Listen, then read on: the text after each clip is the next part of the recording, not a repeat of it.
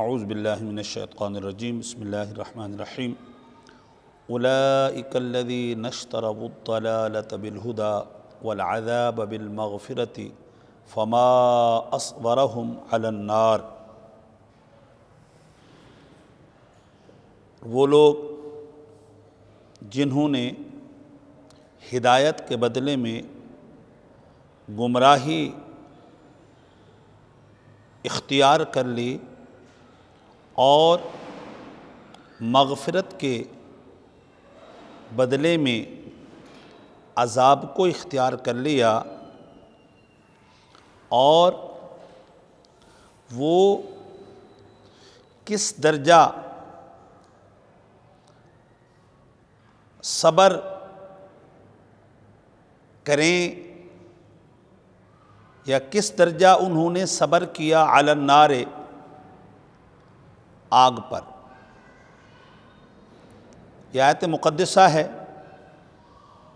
اس کا ترجمہ آپ کی سماعتوں کی نظر کر دیا گیا۔ اللہ تبارک و تعالی عز و جل کی اس لا ریب کتاب بے عیب کتاب کی ترکیب آپ کی سماعتوں کی نظر کی جا رہی ہے۔ اولئک اسم اشارہ جمع للمذکر والمؤنث دونوں کے لیے آتا ہے۔ الذین یہ مبتدا ہے، الذین اسم موصول ہے، اور اسم موصول کو صلہ کا مطلب ہوتا ہے جملہ۔ اسم موصول کو صلہ کا مطلب ہوتا ہے جملہ، تو ظاہر ہے اسم موصول کے بعد ایک صلہ یعنی جملہ آتا ہے، اور وہ جملہ اسمیہ ہو سکتا ہے، جملہ فعلیہ ہو سکتا ہے۔ الذین اسم موصول ہے۔ اشتروا فعل ماضی معروف ہے، صیغہ جمع مذکر غائب ہے۔ یہ بات یاد رکھیے گا، فعل کو فاعل چاہیے ہوگا، وہ فعل ماضی ہو، معروف ہو، مثبت ہو، منفی ہو، امر ہو، نہی ہو، چاہیے ہوگا۔ جو فاعل ہے، فاعل کی دو صورتیں ہیں، فاعل یا تو اس میں ظاہر ہوگا یا اس میں ضمیر ہوگا۔ بڑا آسان طریقہ ہے، ہمارے طلباء توجہ کریں تو بڑا آسان طریقہ ہے۔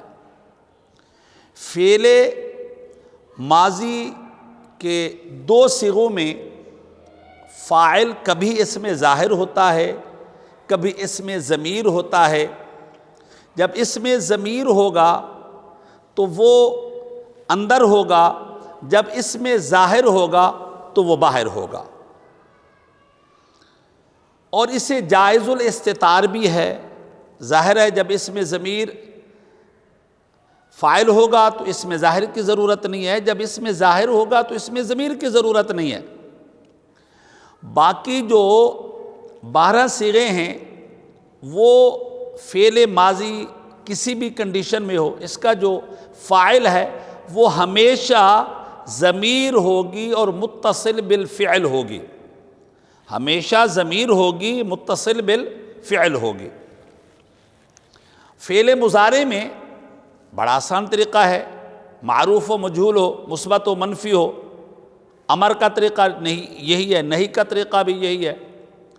دو صیغوں میں فاعل یا تو اس میں ظاہر ہوگا یا اس میں ضمیر ہوگا، اور یہ جائز الاستتار ہے، یعنی جب اس میں ظاہر ہو جائے گا تو اس میں ضمیر نہیں رہے گا، جب اس میں ضمیر ہو جائے گا تو اس میں ظاہر نہیں آئے گا۔ اور 3 صیغے جو ہیں وہ واجب الاستتار ہیں، فاعل ان کا ہمیشہ اس میں ضمیر ہی ہوگا، اس میں ظاہر نہیں ہوگا۔ باقی بچے 9 صیغے، ان کا جو فاعل ہے وہ ہمیشہ اس میں ضمیر ہوگا، مگر وہ متصل بالفعل ہوگا، متصل بالفعل ہوگا۔ بڑا آسان طریقہ ہے، اگر ہم توجہ کریں تو مرفوعات، منصوبات، مجرورات کے بعد کچھ نہیں بچتا۔ پھر اس کے بعد دقت اور پریشانی کہاں ہوتی ہے؟ توابع میں۔ اس پر بھی غور کرنے کے بعد عربی عبارت پڑھنے میں، سمجھنے میں آسانی ہو سکتی ہے۔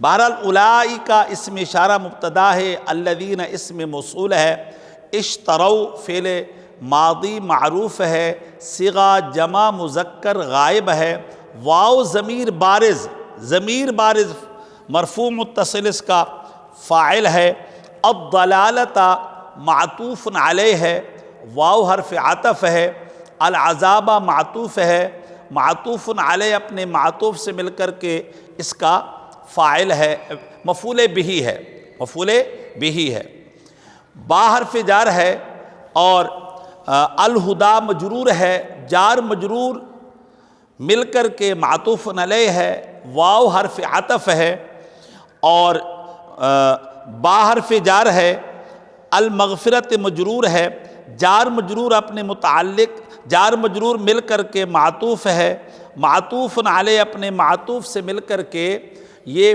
فعل کا ظرف لغو ہے، فعل اپنے فاعل اور مفعول بھی اور ظرف لغو سے مل کر جملہ فعلیہ خبریہ ہو کر کے صلہ موصول اپنے صلہ سے مل کر کے خبر مبتدا خبر سے مل کر جملہ اسمیہ خبریہ ہو۔ اگلا جو جملہ ہے